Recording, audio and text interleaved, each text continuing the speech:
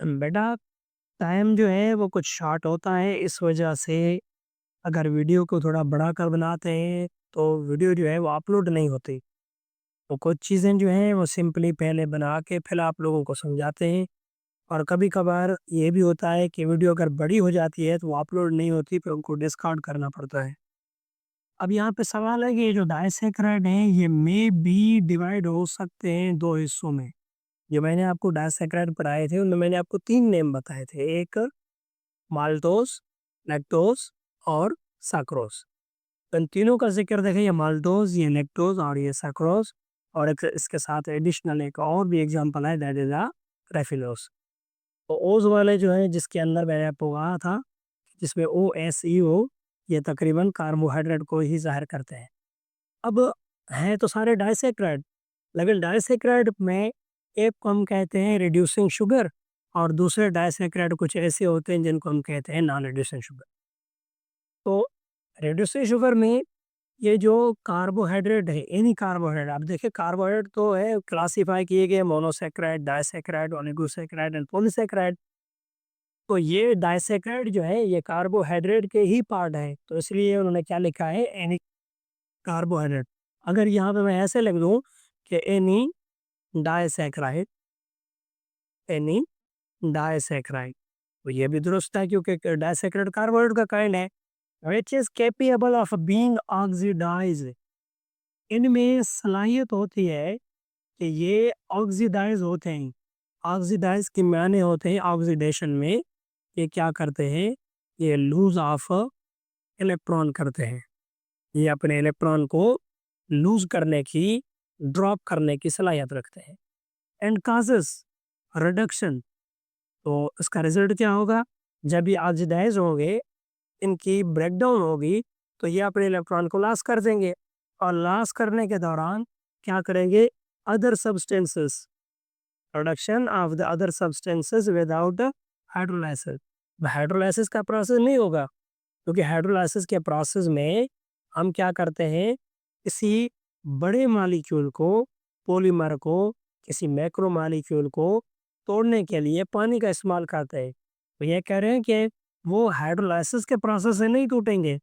हम अगर इनको किसी चीज़ के साथ मिक्स कर देंगे तो ये अपने इलेक्ट्रॉन लॉस करने की सलाहियत रखते हैं या अपने इलेक्ट्रॉन लूज करने की आदत रखते हैं। लेकिन इनके इलेक्ट्रॉन इतने इजी होते हैं कि ये लूज कर देते हैं। किस वजह से, इनके अंदर प्रेसेंस होती है किसकी, free aldehyde and free ketone. वो फ्री एल्डिहाइड और फ्री कीटोन जो ग्रुप होते हैं वो इनके इलेक्ट्रॉन को इजीली लॉस करने की सलाहियत देते हैं, जिस वजह से वो बगैर हाइड्रोलाइसिस के प्रोसेस से, बगैर हाइड्रोलाइसिस की मदद से इजीली अपने इलेक्ट्रॉन को रिड्यूस कर देते हैं। उनका प्रोसेस जो है वो ऑक्सीडाइज हो जाता है। जैसे माल्टोस, इसमें मैंने आपको कहा था माल्ट शुगर। अब माल्ट शुगर को हम बार्ले कहते हैं। कोई बच्चे ऐसे भी होते हैं जिनको बार्ले का पता नहीं होता। तो मैं इसमें आपको थोड़ा-सा बता दूँ, ये जो मा लैक्टोज़ है, ये मिल्क शुगर है। अब अगर आप ऐसा करें कि इस मिल्क वाले लैक्टोज़ को, मिल्क को आप पानी के अंदर ऐड कर दें या पानी को इनके अंदर ऐड कर दें, दूध के अंदर ऐड कर दें।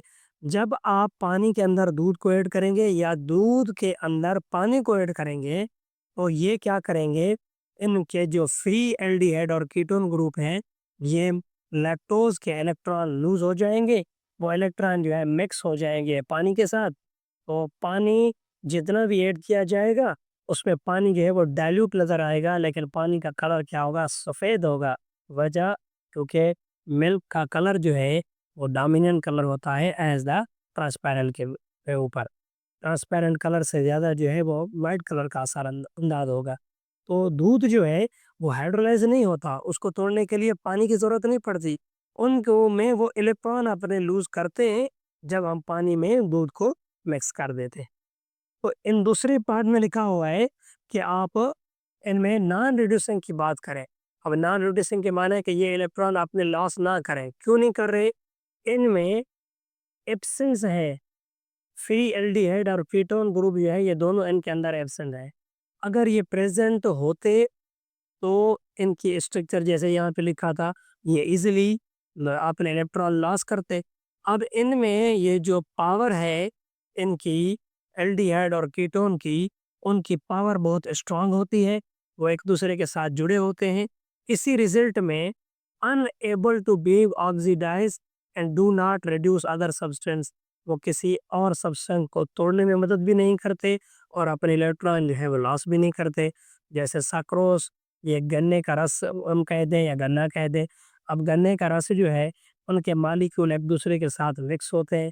अब अगर इनके अंदर आप पानी को ऐड भी कर देंगे, तो पानी मिलाते भी जाएंगे, फिर भी सक्रोज जो है वो एब्सेंस ऑफ फ्री एल्डिहाइड और कीटोन की वजह से ये अपने इलेक्ट्रॉन जो है उनके अंदर लॉस नहीं करेगा।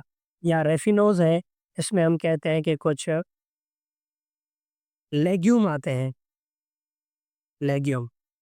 अब लेग्यूम में हम क्या कहेंगे, जैसे पीज हो गए, बीन हो गए। अब अगर आप इनको, या इवन मैं ये कह दूं कि ये कैबेज है, गोभी, तो अब इनको अगर आप पानी के अंदर ऐड कर देंगे या आप इनको किसी और मॉलिक्यूल के साथ ऐड करेंगे, तो इनकी स्ट्रक्चर जो है वहाँ पर इलेक्ट्रॉन लॉस नहीं करेगी।